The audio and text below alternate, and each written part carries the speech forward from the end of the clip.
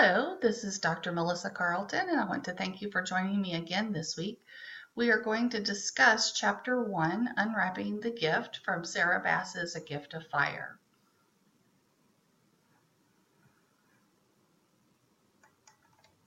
What we will cover will include the pace of change, change and unexpected developments, themes, and ethics. Michael Rothschild says, in a way not seen since Gutenberg's printing press that ended the Dark Ages and ignited the Renaissance, the microchip is an epochal technology with unimaginably far-reaching economic, social, and political consequences. Can you think of things and how things have changed since you started working in computer science or even having your own personal computer or smartphone? Well, we look at the first computer, which was built in the 1940s. The first hard drive weighed a ton and stored 5 megabits in the 50s. Then in 1991, the space shuttle had a 1 megahertz computer. 10 years later, so we're talking about 2000, some automobiles had 100 megahertz computers. We now see gigahertz, terabytes, petabytes becoming more and more common. What devices are now computerized that were not originally?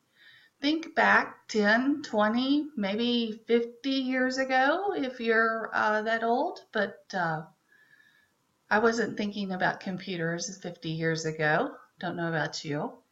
So what is different now?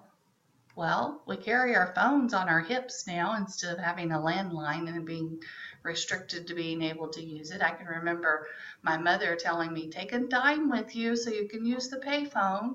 And then it was, take a quarter with you so you can use the payphone. Now it's, do you have your cell phone with you or text messaging? Why aren't you answering me? Is everything okay? Things have certainly changed over the years.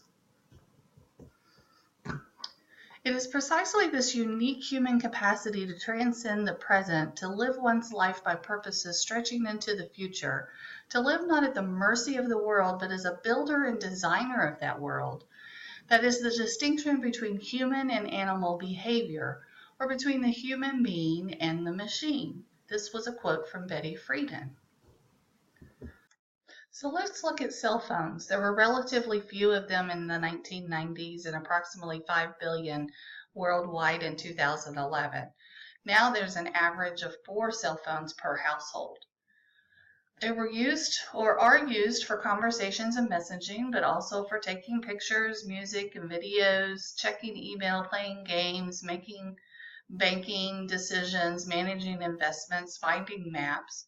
There's many apps now that monitor diabetes and locate water in remote areas. We're carrying many computers on our persons almost 24/7. The writers describe the dramatic change with observations such as a Maasai warrior with a smartphone, and Google has access to more information than the president did 15 years ago. And more folks have access to a cell phone now than to a toilet.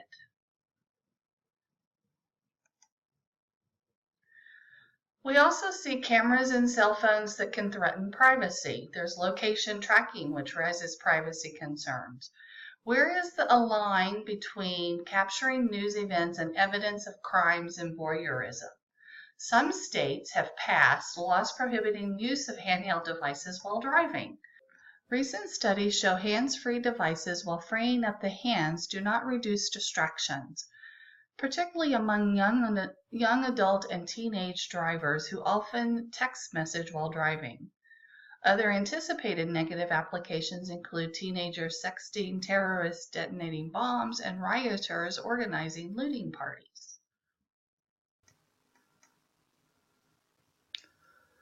Kill switches allow for a remote entity to disable applications and delete the files. There's some that are operating or operational within smartphones, tablets, and some computers. They could remove, however, content that infringes copyrights, although there is a reason for them to be used mainly for security. Could it also be used to remove content that a company or government deems offensive? What if a malicious hackers found a way to operate this kill switch on their own devices or on our devices. Jim Hightower, which was a radio commentator in 1995, says, while all this razzle-dazzle connects us electronically, it disconnects us from each other, having us interfacing more with computers and TV screens than looking in the face of our fellow human beings. Is this progress? Are you comfortable being able to take a course online and not have a physical face-to-face interaction with your instructor? Yes, in some instances, I'm very comfortable with that. I personally like having a more hybrid approach, though, where you do online, and my PhD was a lot like this, where I would go and meet my professor, meet my fellow students in the course that I was taking, and then we would go twice a semester for a very long weekend, like a Friday, Saturday, Sunday. But the remaining part of the semester, we were interacting online, but you still had that personal connection and were able to build relationships with one another other than just seeing a picture or a video of someone online. We now see social networking. The first online social networking site was in 1995 called classmates.com. Founded in 2003 was MySpace, which had roughly 100 million member profiles by 2006.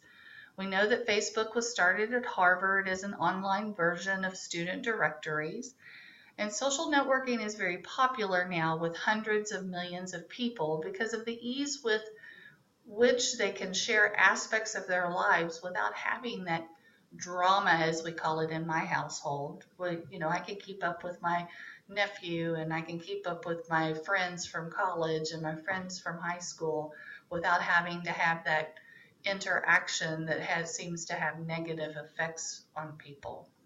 There are sites like Second Life, which is secondlife.com, that combine many of the features of social networking sites with the 3D aspects of video games.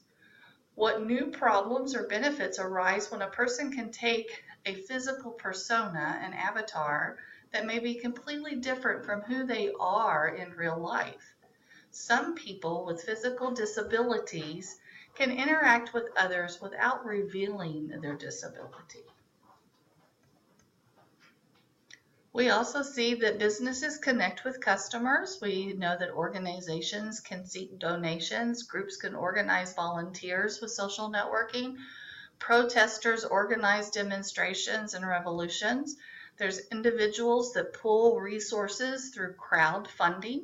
All of these are positive aspects, but they do have some negative aspects to them as well. We see stalkers bullying and stalkers and bullies stalk and bully. Jurors tweeting about court cases during trials.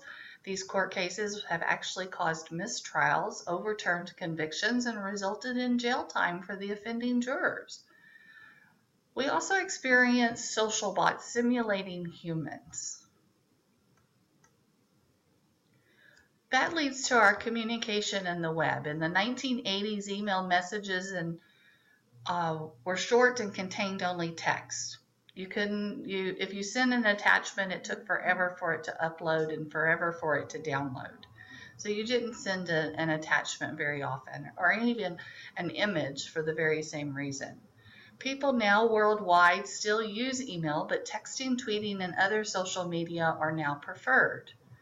Although we're not counting spam, several billion emails are sent daily, and social media have replaced email as the favored communication methods in many contexts. Weblogs or blogs became as outlets for amateurs wanting to express ideas. Do you have a blog? Have you thought about writing one?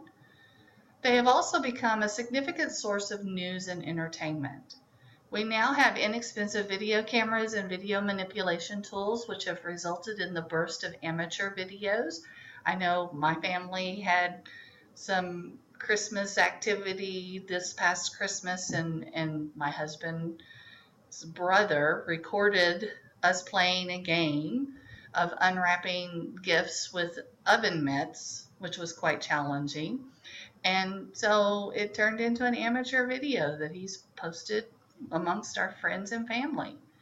Many videos on the web can infringe copyrights, however, because they're owned by entertainment companies. So we have to be careful what we record. We're now seeing telemedicine.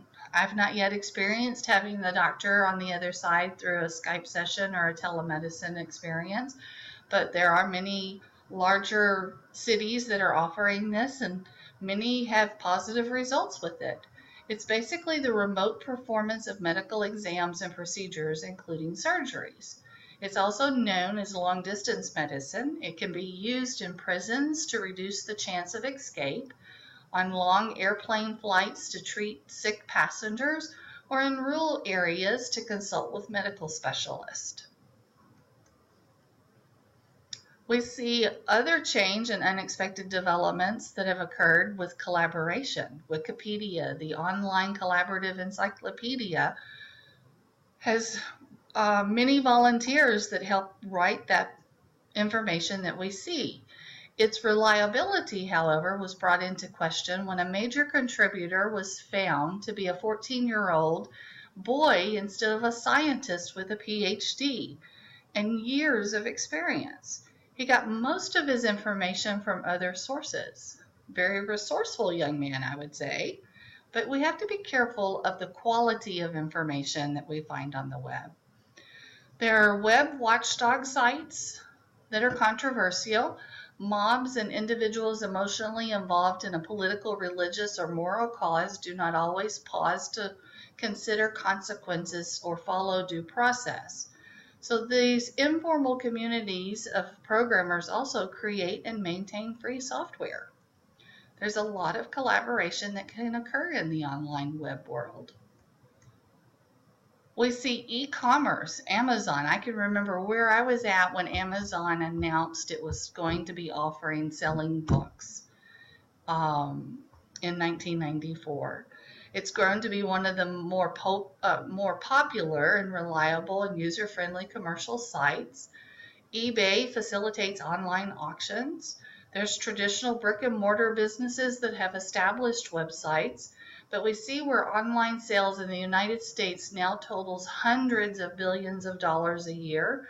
There's Cyber Monday, which is the Monday after Thanksgiving instead of Black Friday, which is where the retail stores go. Saturday after Thanksgiving is Shop Small. So everyone is competing for our dollars and our attention.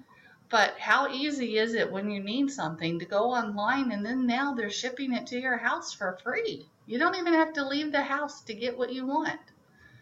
Sellers can sell directly to buyers, resulting in a peer-to-peer economy. So if you buy something, you use it, and you know, especially children's clothes, they don't get worn out. The children usually outgrow them before they're worn out.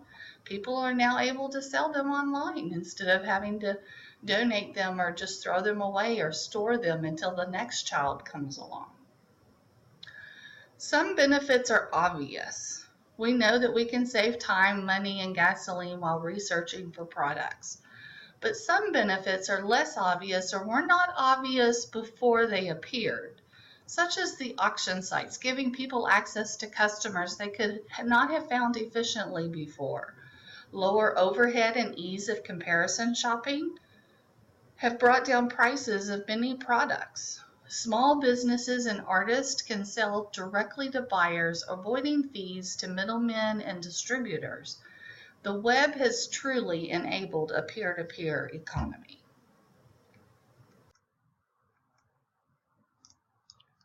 People were reluctant to provide credit card information to online purchases, so PayPal.com grew out of the need for a trusted intermediary to handle payments. We didn't know who was on the other side, or the people did not know who was on the other side to processing those credit cards, and so PayPal was able to ensure security and encryption for those payments. The Better Business Bureau also has established a website to help consumers to see if others have complained about a business. There's auction sites that have implemented rating systems. We get free stuff. I love a good coupon that gives me something free or gives me a discount, but we have to be careful because email programs and email accounts, browsers, filters, firewalls, encryption software, word processors, spreadsheets, software for viewing documents, software to manipulate photos, video, and much more. There's lots of free things out there. We also have phone services using VoIP, such as Skype, Craigslist classified ad site, and we also have university lectures. There's professors that will provide their lectures for free online now. Advertising pays for many of these free sites and services, not all. Some free programs and services do not have all the features of the paid versions. Wikipedia is funded through donations. Businesses can provide some services for good public relations and as a marketing tool. Generosity and public service flourish on the web. Many people share their expertise just because they want to.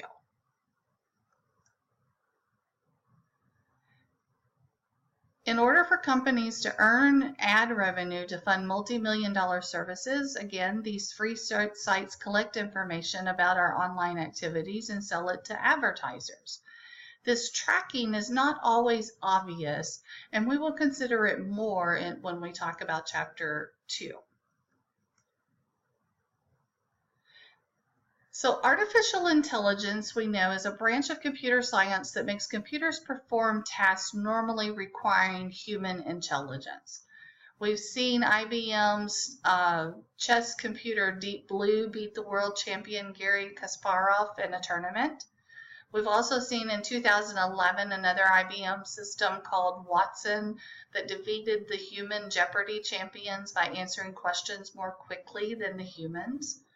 Researchers realized that narrow, specialized skills were easier for computers than what a 5-year-old does. They can recognize people, carry on a conversation, respond intelligently to the environment. They can assist those with disabilities in doing surgeries that they normally would not have been able to do, such as the Da Vinci machine. There's many, many aspects that are positive for artificial intelligence. We also see that the applications of artificial intelligence involve a pattern recognition, reading handwriting for automatic mail sorting, matching fingerprints, matching faces and photos. Personal assistants in smartphones use speech recognition to respond to the user questions. We now have this as a common tool available to us. A Turing test is if the computer convinces the human subject that the computer is human, the computer is said to pass. Philosopher John Searle argues that computers cannot be intelligent. They do not think. They manipulate symbols. They do so at a very high speed, much faster than any human that I know, and they can store, access, and manipulate a huge quantity of data. But they are not conscious. They do not understand. They only simulate understanding. Searle might say that although Watson won Jeopardy, Watson does not know it won. Some discussion questions if we were in an online or if we were in a face-to-face class together that I would ask and we would interact together. But just think about these. How will we react when we can go into a hospital for surgery performed entirely by a machine? Will it be scarier than riding in the first automatic elevators or airplanes? Have you ever thought about a person's first experience in an elevator? How will we react when we can have a conversation and not know if we are conversing with a human or a machine? That's already happening even in our lifetime. When these machines get even more prevalent in their conversation and dialects, how will we react? How will we react when chips implanted in our brains?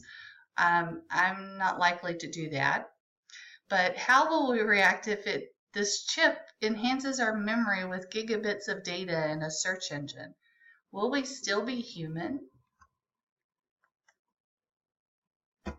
Let's talk about robots. Robots are devices that perform physical tasks traditionally done by humans. They can operate in environments that are hazardous for people.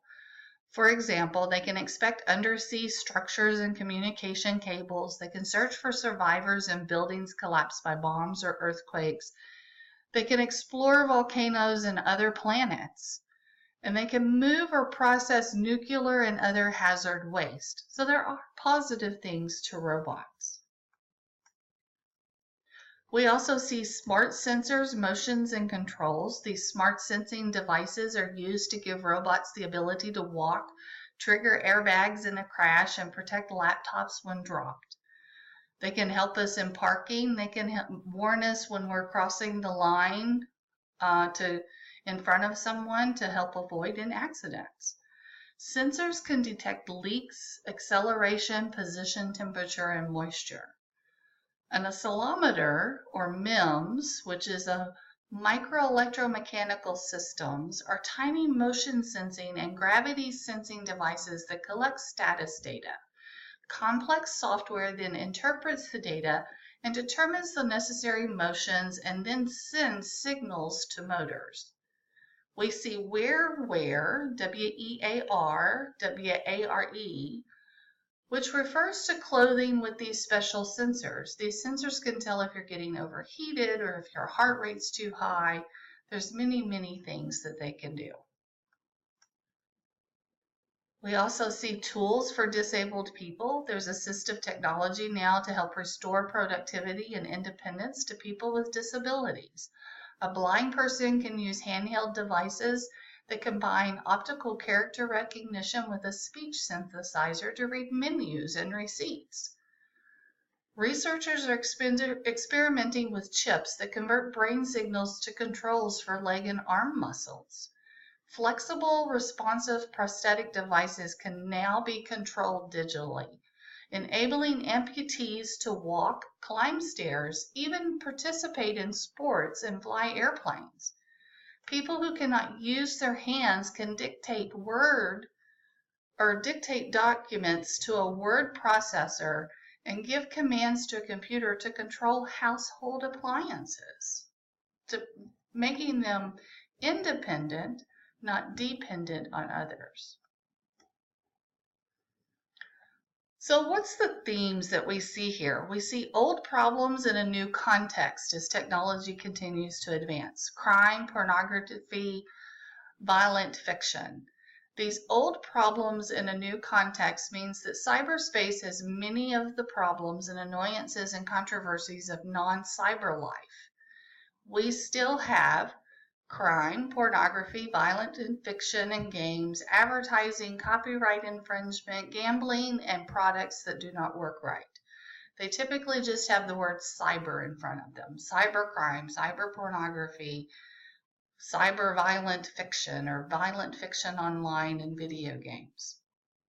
There's varied sources of solutions to the problems. One of those is adapting to new technology, thinking in a new way. Changes in technology require adaptive changes in laws, social institutions, business policy, personal skills, attitudes, and behavior. There's varied sources of solutions to problems. These solutions can result from new technology that come from more or improved technology. The market, management policies, education, and public awareness, volunteer efforts, and the law. The global reach of the net, we see the ease of communication with distant countries has profound social, economic, and political effects. Some are beneficial, but some are not. We have trade-offs and controversy, which means increasing security often means reducing convenience. Protecting privacy makes law enforcement more difficult. Unpleasant, offensive, or inaccurate information accompanies our access to the web's vast amounts of useful information. We should not compare new technologies and applications to some ideal perfect service with zero side effects and zero risk. Instead, we should compare them to the alternatives and weigh the problems against the benefits.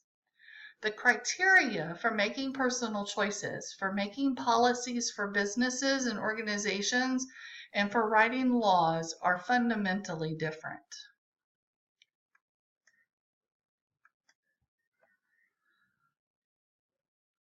What is ethics? Very simply, it's the study of what it means to do the right thing. It assumes people are rational and make free choices. I don't know about you, but not all people I know are rational. Therefore, ethics also gives us the rules to follow in our interactions and actions that affect others. For example, if you're involved in the software that programs a car how to respond to various situations and your code has a flaw in it, you know it has a flaw in it, but do not try to fix it or make anyone aware of it. That flaw then results in the car to crash and kill the passengers. Ethical rules state, we stand up for what is right. Fix the code and or tell someone that the code has a flaw so that it doesn't result in the harm of others. If the scenario were different and you did not know the code was flawed, ethics gives us the rules to test and retest to establish if flaws will appear. We will expand on this more in later chapters. For now, we are focusing on ethics and different viewpoints. A variety of ethical views. The deontologist theories. The deontologist tends to emphasize duty and absolute rules to be followed, rather they lead to good or ill consequences in particular cases. One example is do not lie. Second, deontologists argue that logic or reason determines rules of ethical behavior. Immanuel Kant is known for his absolutionism of ethical rules. Utilitarianism is the main example of a consequentialist theory. John Stuart Mill expressed that if you increase a person's happiness, you increase their utility. Can you think of days when you're happy and seem to get more done, and versus the productivity on the days you're sad or blue? Natural rights include the rights to life, liberty, and property. These rights, in the opinion of some philosophers, come from nature, or we can derive them from the nature of humanity. A negative right or liberty means that it's the right to act with interference. Negative rights only obligate others, not to prevent you from acting. They include the right to life in the sense that no one may kill you, the right to be free from assault, the right to use your property, the right to use your labor, skills, and mind to create and trade with others. Positive rights, on the other hand, are claim rights. They are an obligation of some people to provide certain things for others, meaning they obligate some people to provide things for others. A positive right to life means that some people are obligated to pay for food or medical care for others who cannot pay for them.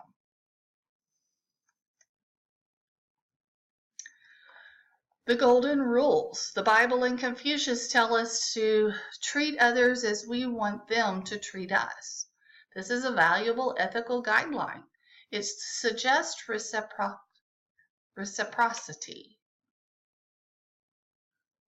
or a role reversal. I personally strive to follow this guideline every day. Another viewpoint not mentioned in the textbook is the silver rule. It states, do not do unto others what you do not want them to do unto you. When we're contributing to society, we're doing one's work honestly, responsibly, ethically, creatively, and well is virtuous.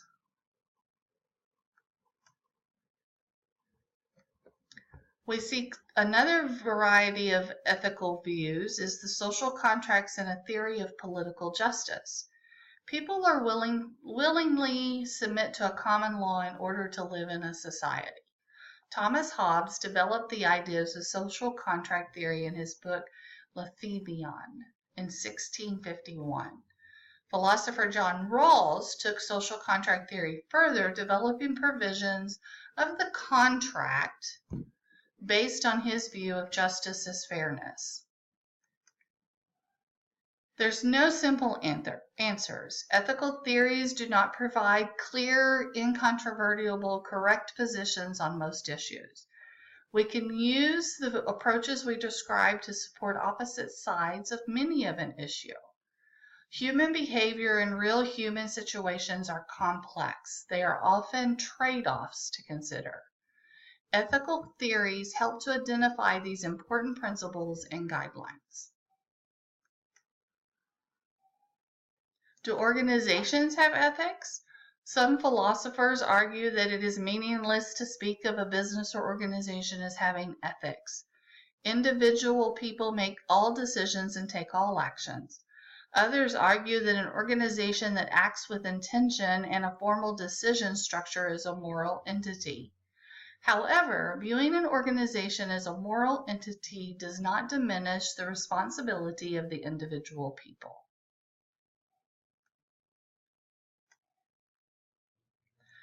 There are some important distinctions: right, wrong, and okay. We can think of acts as either ethically obligatory, ethically prohibited, or ethically acceptable.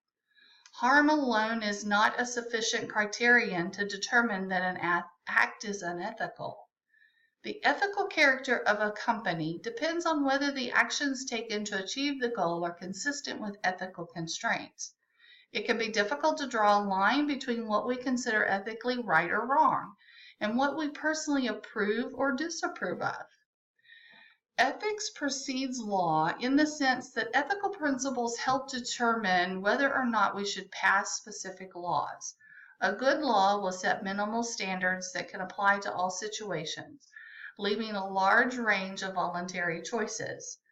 Ethics fills the gap between general legal standards that apply to all cases and the particular choices made in a specific case.